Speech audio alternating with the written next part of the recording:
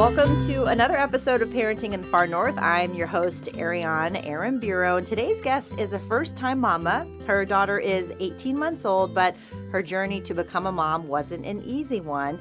She's very open about her infertility and IVF journey and her experience. That is not something to be ashamed of. So please welcome to the podcast, Malaurie Manley. Malaurie, thanks for being here today. Hi, thanks for having me. So glad you're here. All right, let's first congrats on becoming a mom. Welcome to the club. It's the besthood, motherhood. How's it going right now? I know 18 months is a fun stage, but it's also a very busy stage. It is. I don't even know how to describe it. It is so much fun and so liberating and exciting to watch something just grow and develop, and also kind of scary to know that what I do shapes her as well. Yeah. And so it definitely has me looking back on okay, what can I improve on myself so that I can improve that for her? And I've kind of made my own little mini best friend, which is a good thing and a bad thing all at the same time. Just wait. My daughter's 8, and I say that all the time. My mini best friend. Hey, you want to go get some food? Let's go shopping. They literally will become your little live-in best friend. The sass in her is it's unreal, which then makes me see how sassy I am. And I'm like, oh, reel that in. Yeah. We were at physical therapy today, and her physical therapist was like, hey, I think we need to start having her come twice a week, because she's kind of strong-willed, and when I ask her to do something, she's like, no. I'm like, okay. Already at 18 months. So I love that. It's been great, and it's been everything I had hoped for. Oh, well, congratulations. Thank you. All right, let's go back to the start of your infertility journey. We've talked a little bit on email, and I know you are very passionate about and want to bring awareness to it, but tell me a little bit about that. Let's go back to your infertility journey and kind of where that started. So my husband and I got married in 2016, and by 2018, we came together and we're like, we think we can add more to this little crew we've got going on. We have 2 dogs at home, and by 2018, him and I have been together for already 5 years, and we just felt like that was the natural next step. Mm-hmm. And so when I got off birth control, you see all these stories of I got off birth control and a month later I was pregnant, and I thought that would have happened for me. But then when I got off my birth control, I went 100 days without a cycle, which is not normal. Normal cycles are anywhere from 28 to 32 days. But I also had a lot of things that I was doing in 2018 where I was like, well, if I was pregnant this month, that'd be really not the best time. So okay, we'll try. And if it doesn't work, we'll take a break this month. And I think we did that for about 6 months. And then in November of 2018, we decided to go to a local doctor here to get some tests run, because I still had not had a cycle. And everything online says when you're trying for your family, if you're under, I believe it was 35, it can take up to a year to get pregnant. And then after 35, if it had been 6 months or less and you were really gung-ho about wanting to try to start your family, you get seen sooner. But when I had told this doctor, hey, I've had really spotty cycles. I went 100 days this summer without a cycle. She was like, we're not going to make you wait the year. You need to come in and get checked out. So I had blood tests run, and my hormone levels were that of someone with polycystic ovarian syndrome. I had really high testosterone, really low estrogen, and also my vitamin D was very low. But in Alaska, all of our vitamin D is low, right? I was going to say, yeah. But that vitamin is really essential in pregnancy. So I had gotten put on an off-brand drug called letrozole, which helps you ovulate. And my doctor and my husband, we decided, let's try this for a couple months and see what happens. And it wasn't working. And one of the unfortunate things is some insurances cover infertility testing and some don't. And the insurance that we were on at the time did not cover infertility testing. So my doctor was like, we'll just try a couple times and see what happens. But if this keeps happening, we need to go further into testing. And we had done letrozole and Clomid, which is basically the same thing as letrozole. We had tried that, I want to say, on and off for 7 months. And I was getting tired. Yeah. And I felt like I wasn't liking the care that I was getting at one doctor's office. So I switched to another one in 2019. And I went to a Women's Care of Alaska, and I saw Katie Ulmer, and she was amazing. And she's like, I'm here to support you, but you have this history of you trying and it's not working. We're not going to keep doing the same thing over and over again. So I did it her way once, and it didn't work. And she said, okay, let's go to IUI. So IUI is intrauterine insemination. And that is where they do a cycle where they watch your eggs. They watch and see how they develop, which was really cool because doing this process, I really got to know my body. And so we got to do these monitored cycles is what it's called. And it's an ultrasound where they look at your lining, they look at your egg, and they go, okay, you're about to ovulate. And then instead of being intimate, they take your partner's sperm and they do something called a wash. And a sperm wash is where I don't know the actual technical terms of what they do, but they spin his sperm so it gets off all of the like debris. So like cotton from your underwear or whatever may be there. And it also really gives the stronger swimmers a chance. And every time my husband had his sperm checked, I don't know if they did this for like male ego fluffing, but every time he had it looked at, they were like, wow, you've got great sperm. And I'm just like, oh, like, great. Okay. It's me. It's Hi, me. Hi, it's I'm me. the problem.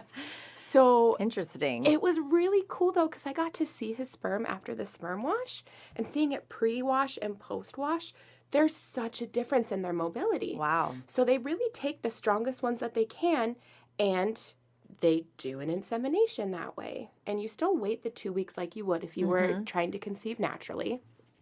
And I was told with my hormone levels, with the way that my egg was, with the way that my lining was, like, this should have worked. And it didn't. And I was devastated. And you only did the IUI the one time? I only did it once. And Katie Ulmer was like, number one, it's expensive. Yeah. Number two, again, we're not going to make you keep doing the same thing. So I'm not going to do anything on you until you have testing. So now here comes January of 2020. Oh, where the world starts before to fall. COVID. Yeah. Oh, man. So I had to have this test.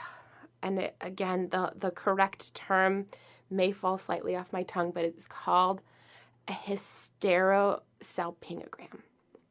And what that is you go into Providence and they flush a dye through your tubes.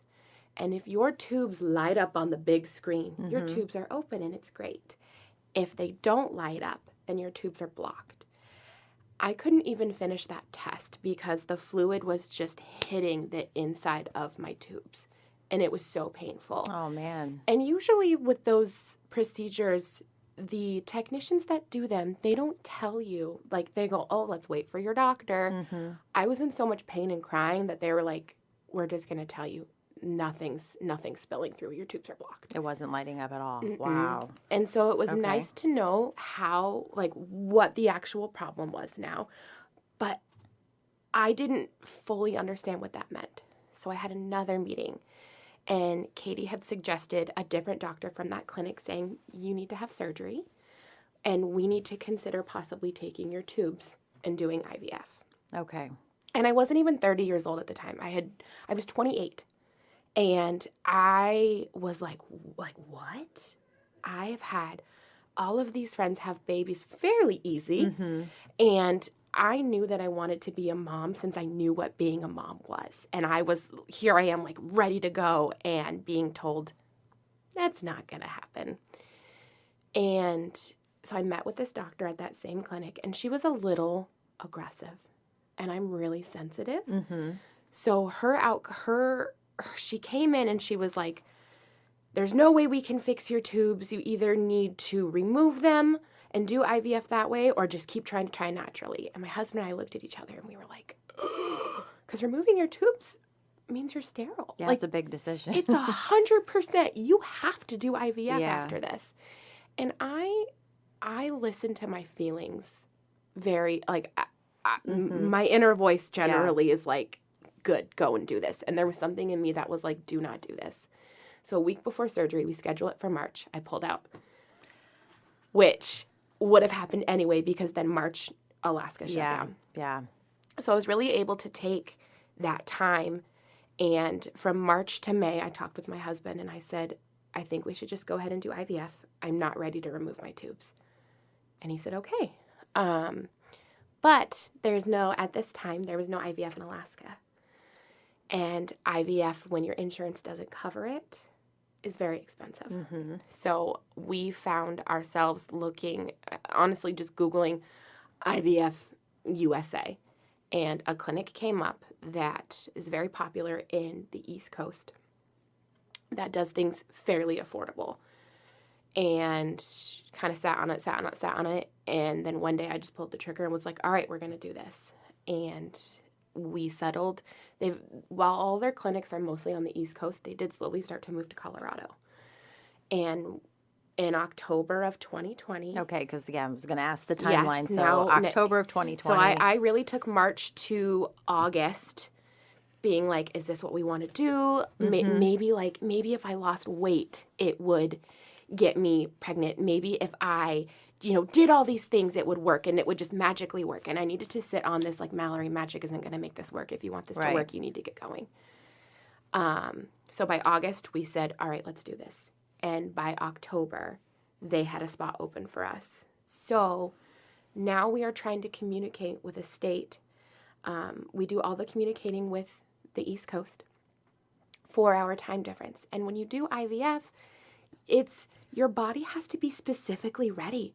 And you have a very short window. Mm-hmm. So if you miss a phone call, you could miss your whole cycle. Oh my goodness. And that's thousands of dollars that you've poured into monitoring, to drugs, all of that. So had you gone to the East Coast or had you gone to the clinic yet? You were just waiting on the go, or everything was just via phone? Everything was via phone Zooms and email. Yeah. Wow, okay. So I'm doing this really intense, life-changing thing in the middle of a pandemic.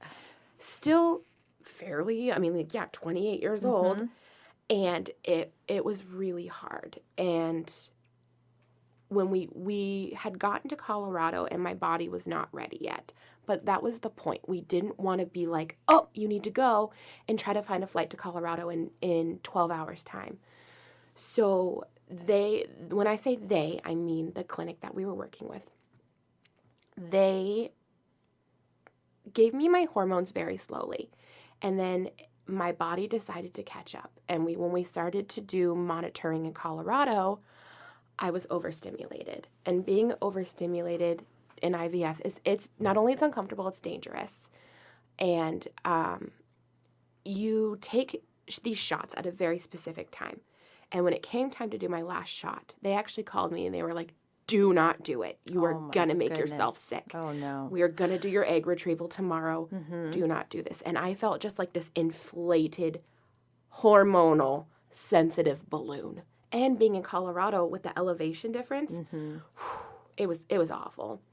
So we got the call, we're going to do your egg retrieval tomorrow. And it went great for the most part. I ended up getting 20 eggs.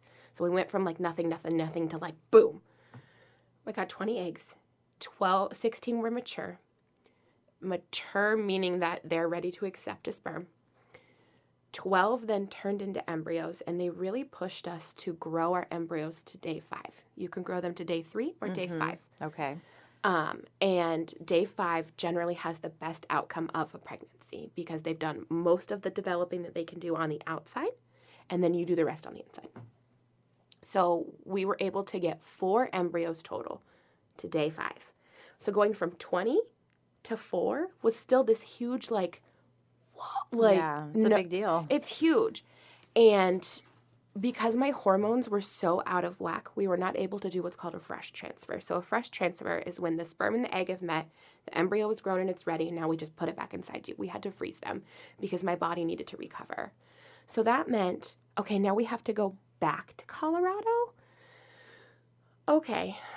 And it took us a while to go back. Some other things had happened where I had gotten sick and and because of my retrieval, and insurance would not cover what I needed. I needed surgery after my retrieval. And insurance being like, sorry, this is from IVF. We're not going to cover it. So from November to May, my husband and I sat there and we're like, what are we going to do? Because not only is our family now put on pause. Now physically I'm put on pause because I'm sick. I had gotten a hematoma after my retrieval where they had punctured my ovary to get my eggs. Oh my God. So we're now in May of 2021. Oh my goodness. Okay. And I'm just living in just total discomfort.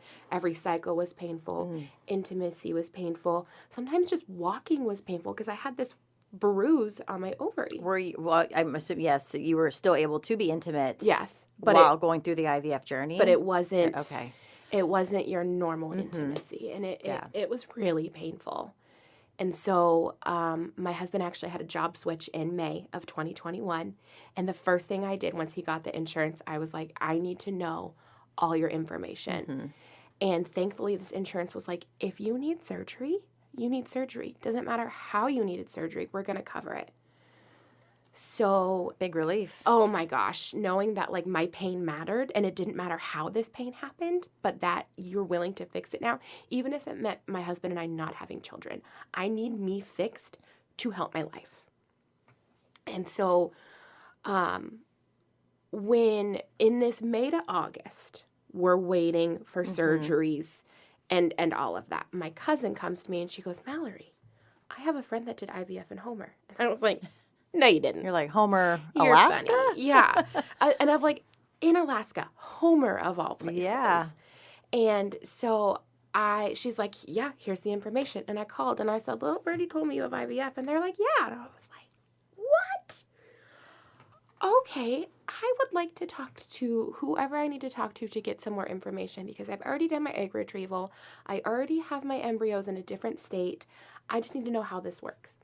And so that's the office of Katie Ostrom, and they're amazing. Their communication with me was awesome. I didn't feel like just a number where I felt with the East Coast. I felt like they saw me as a person. So they immediately got me a meeting with their embryologist. I can't remember his last name, but Dr. Gary. And he was like, let me know your story. And so I told him our story. And he's like, so do you still have your tubes? And I said, yes. And he said, why? And I said, because knowing that if I remove my tubes, this is finite. There's no going back. Can't put them back in. He's like, but they haven't been working for you now. And when you have surgery, what they're going to do is they're going to remove your hematoma and also remove some scar tissue because I do have endometriosis as well. And they're going to tell me if they see a fluid in there called a hydrosalpinx. Now, again, I don't know the 100% correct term for this, but basically a hydrosalpinx detects anything foreign in your body, and it tries to push it out. So your body creates that fluid when there's scar tissue, when there's blockages in your ovaries. So if you do a transfer with that liquid in your body's going to think the embryo is something that doesn't need to be in there. Foreign. And push so it he's out. cautioning you to move forward with the IVF and getting the embryos in. You would need and taking the tubes to have the out. tubes Yeah, out. he's So like, let's give you okay. the best. He said, so naturally pregnancy, IVF does not increase your chance of pregnancy. It just increases your chances of a baby, maybe of a baby. Having it there to grow. Yes. And so okay.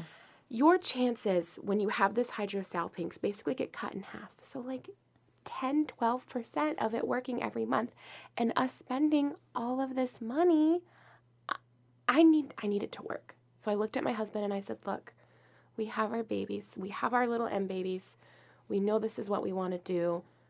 Let's do it. And he was 100% supportive. And he said, your body, if that's what you want to do, great, let's do it. If you don't want to do it, great, let's not do it. And that Ryan has been the biggest support. And if I have ever had an idea that I wanted to try, whether it was a tea or whatever, before Ryan's the hubby? Yes. All right, shout out to Ryan. Yes.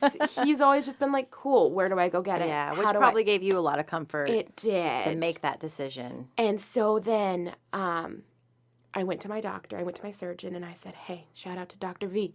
I think we're going to take our tubes. And she asked me twice. She's like, are you sure? And I said, yes. She said, okay, we won't know until surgery if you need them gone. Mm-hmm. So we had the surgery. I woke up, and the first thing I asked was, do I still have my tubes? And she just said no.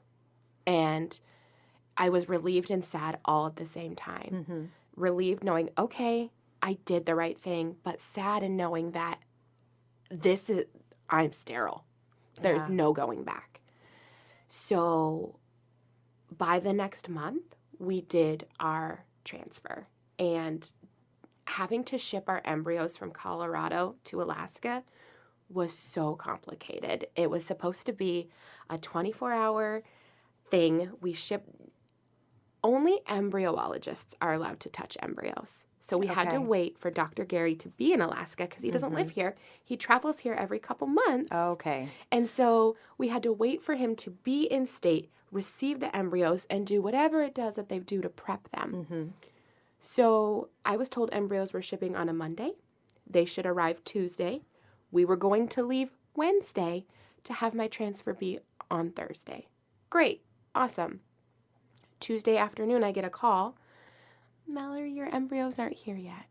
Oh, my goodness. And I was like, okay, what does that mean? And they said, we don't know. We're trying to we have talked to your old clinic, and they have shipped them. Mm-hmm. We're trying to get in touch with FedEx, and they don't know. And I'm like, I don't understand what they don't know means. And she goes, I don't either. I want to keep you in the loop, though. Mm-hmm. Still plan on coming, but there is a bump in the road. Okay. Oh, my goodness. So they then called me Wednesday morning and said, your embryos are in Alaska, but we don't know where they are. Okay. Do we still come? Yes. But now, if they're not here at a certain time, your transfer is canceled because they have to have enough time to thaw the embryos to make sure that they survive the thaw. Yeah. And that they weren't damaged in transit. Yeah. Oh, my goodness. And so I'm on the edge of my seat. I was on the edge of my what? seat. Oh, my So goodness. she goes, you're driving here, right? And I said, yeah, we're literally leaving the store to get on the road. And she goes, call me when you get to Soldotna. Okay. And Ryan, just being cool, calm, and collected, was like, it's fine. Everything is supposed to happen the way that it's supposed to happen. Don't worry. So we get to Kenai, and I call, and I'm like, please tell me you have good news. And we don't have good news. We don't know where they are. What? And I'm like, okay, if I see a FedEx car, I'm waving it down and being like, do you have my babies? Oh, my goodness. About 15 minutes after we left, they called and said, we have your embryos. Everything is okay. And I was like, oh. What a story. Like, minutes of being canceled, they showed up. And so we did our transfer, and it worked. I was so surprised. Within 4 days, I felt it. Yeah. And my husband and I were like, we're going to take a test 1 week after the transfer because I didn't want to get the call that I wasn't pregnant at work. And that Tuesday, I was like, Ryan, I feel different. I'm going to take a test. And he said, no. I'm like, what do you mean no? And he's like, we said we were going to wait. I don't want to get our hopes up. I don't want to see a negative. If it's not negative, let's wait. And I did not listen to him. I was going to say, I said, or okay. me, and okay, I'll go do it for myself so I know. I'm going to go take a shower and I'll be back. No, I took a test and it was positive, and I ran down and I was like, oh my gosh. Oh, so you showed, okay. Oh, And yeah. And what did... He said, I'll believe it on Friday when I get the number. He wanted to see. But I mean, that's part Yeah. of infertility trauma. Yeah, is it's- getting yourself yeah. so excited and so hyped up, and then it getting taken away Nothing. from you. So then, I go through pregnancy, and towards the very end, my anxiety just started to get so bad. It was like I was experiencing prenatal anxiety. And I was so afraid of something that I worked, Ryan as well, we worked so hard to get. It was here, I was pregnant, she was thriving, she was doing great, but my mind was like, Malaurie, you're going to lose her. Oh, my goodness. So let me back up a little bit. Yeah. Your pregnancy was you had a great pregnancy. Fairly, I mean like being Normal. plus size and being and having endometriosis. I didn't love pregnancy. It was not my favorite thing in the world, but I loved that I was finally getting able to experience it. And but the bigger that she got, the more anxious I got of like, this isn't real. This isn't happening to you. You just got to be pregnant, but you don't get to keep her. And my brain was working overtime, and it was making my blood pressure go super high, and I wasn't sleeping. I was barely eating because I was so afraid that any wrong step I took, any wrong food I ate, something was gonna happen to Moira, and it was awful. When did you realize, like, were you keeping this to yourself, or were you sharing this with your husband, or what? Probably closer What was to the like intervention of like 35 weeks where I was like, I'm struggling. I'm not sleeping. And I think it's far more than just pregnancy not sleeping. I am anxious. I am dreaming that she's not going to make it here.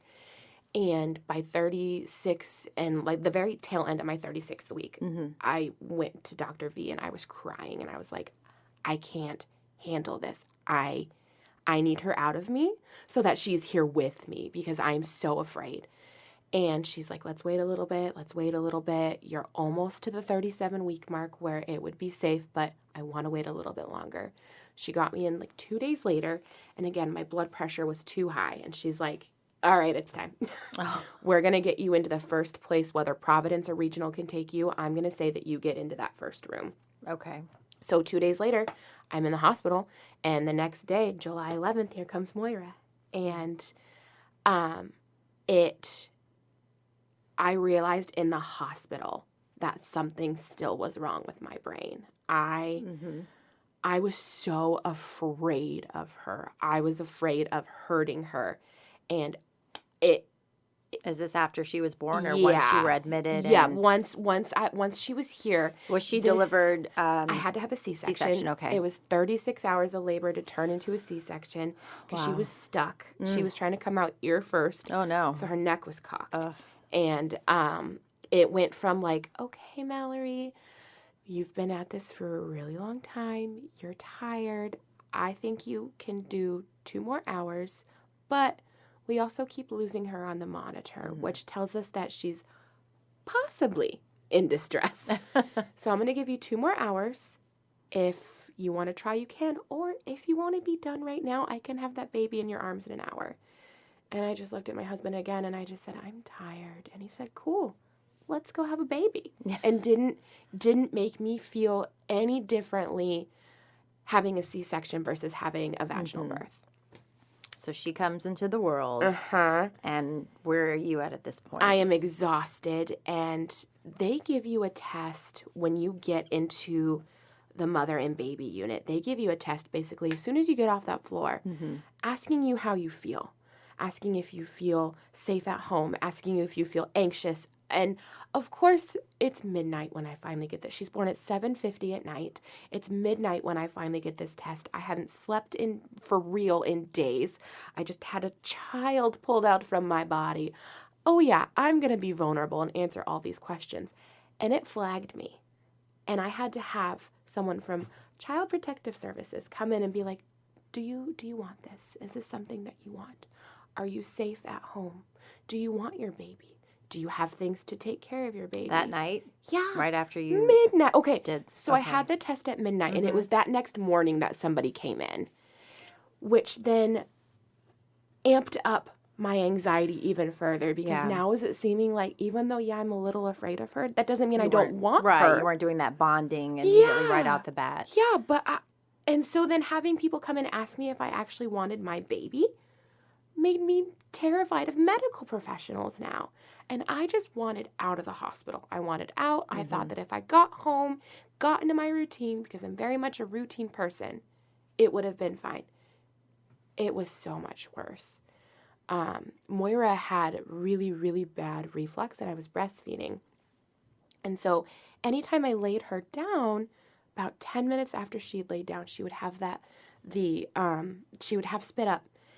And it would get stuck in her throat, so she would gasp. And tired, first-time mom, hormones raging. My brain told me that I was doing that to her. So I thought if I didn't touch her or didn't feed her, it would be fine. Nothing would be wrong. And I actually called my mom at like 5 a.m. I think the second day that I was home, and I was like, Mom, you were right. This is so hard. I can't do this. I need help. And she was like, I'll be there. She doesn't live in this state. Mm-hmm. She's like, I'm there tomorrow. I will do everything that I can to help you. And she actually called my sister-in-law. And she was like, you need to go help Mallorie, because I wouldn't let anybody in our house. Yeah. I was like, this is my week with my husband and my baby. I don't need any help. How many days were you in the hospital before you were discharged? Sunday to Thursday. Okay. And so Friday. About the time, yeah, I was in there 3, so 4. Yeah, it's. Well, when you're trying for that induction and you got a whole day, I'm going to put wasted in quotes, wasted, because you were trying so hard to get this baby out. And so then when my mom came, my sister-in-law came, my mom called her, and she's like, Mallorie needs help. Don't let her tell you no. And my sister-in-law was super sweet, and she's like, I'm going to come over with lunch, and I'm going to help you feed her, and I'm going to hold that baby, and you're going to sleep. And I didn't even tell her no. I was like, okay, thank you. And my mom was there, I think, 12 hours later, and my mom could see just both Ryan and I just how tired we were. And then I got to explaining to her a little bit more, like, Mom, I'm afraid of her. And I immediately told my doctor, who was very much on par of, let's get you help now. Right. Because I've developed a relationship with my doctor, so she knows who I am pre-baby, and this is not who I am post-baby. Right. And I was put on Zoloft, and I felt like it wasn't working. So I did the very irresponsible thing, and I just stopped taking it. Please don't do that. And my spiral happened again. And it was actually at Moira's 6-month appointment. So now we're at January of 23. It's Moira's 6-month appointment, and she goes to Anchorage Pediatric Group and sees Jessica Harper. She goes, so at 6 months, not only do we check the baby, we check the mom. How are you doing? And to have someone ask me, that wasn't my family, how I was doing, instant tears. Broke, yeah. And I was like, I'm okay. I'm fine. And she's like, I think you would really benefit from some help. Mm-hmm. So here is the name of a postpartum counselor. Do with this what you will. I was like, okay, I'm fine. And I then really got to myself and was like, I don't need help. But at 6 months, that's when you start to move baby out of the bassinet from your room into your room. And that had made me spiral all over again. When she was sleeping, I was like, is she breathing? Is she comfortable? Is she cold? Is she you hot? were facing postpartum depression or anxiety? Or both? Anxiety was your big one. Okay. Postpartum anxiety and postpartum OCD. Okay. And so I would constantly look at her monitor and stare to make sure her chest was up and down. I would check the little pulse ox that she had on her foot to make sure that her pulse was where it was overwhelming. And she got to a point where, when young kids get upset and they're regulating their breathing, they go, so she's crying. I'm trying to get her to sleep. She's crying. She finally falls asleep, and she's going in her sleep, and I panic. And I was like, she can't breathe.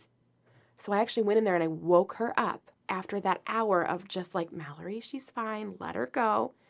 And when I woke her up and was like, oh, yeah, she's fine, trying to get her back to sleep. Yeah. Forget it. That was when I knew I needed help. If I'm not going to let her sleep, you need help. And so I then called and I'm still seeing her now, my therapist, Rakita, and she validated everything and was like, Mallorie, this is infertility trauma. This is okay. And being able to talk with her about the things that I'm feeling and having that validation of like, it's okay that you're afraid, because not only are you afraid because of your infertility, you're afraid because you're a first-time mom. That's every mom. Yeah.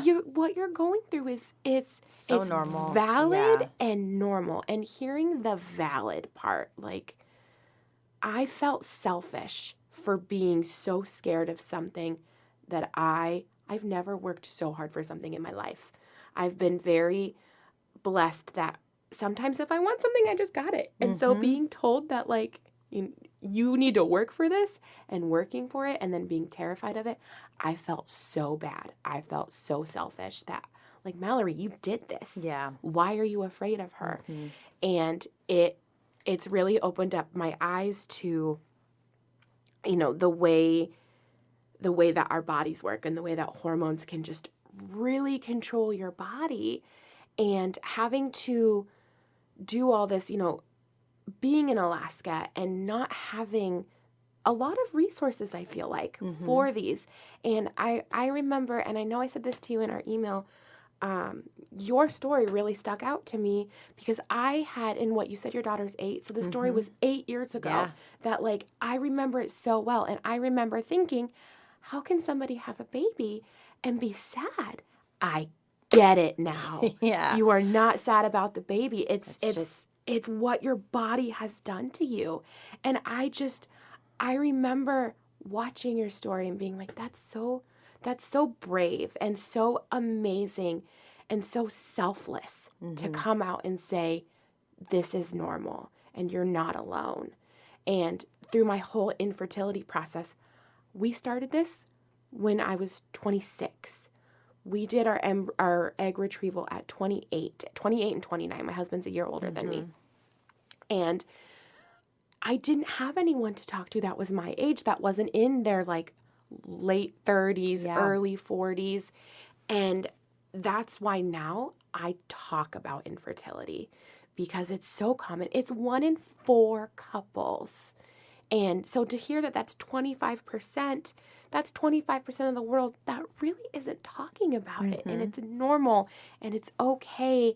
And I want to be there for people the way that I didn't have that peer there for me. While I had my friends and family that were very empathetic and listened, I didn't have that person with me that said, me too. I've gone through this too. You're not alone and you're valid. Well, I love and thank you so much for sharing your story, being vulnerable, and you being brave. Resonated with what a lot that you said. So this is your chance and your platform through this podcast that we want people to listen and to know that they're not alone. And that's why sharing our stories and why Parenting in the Far North is so important and such a special place for me to do that.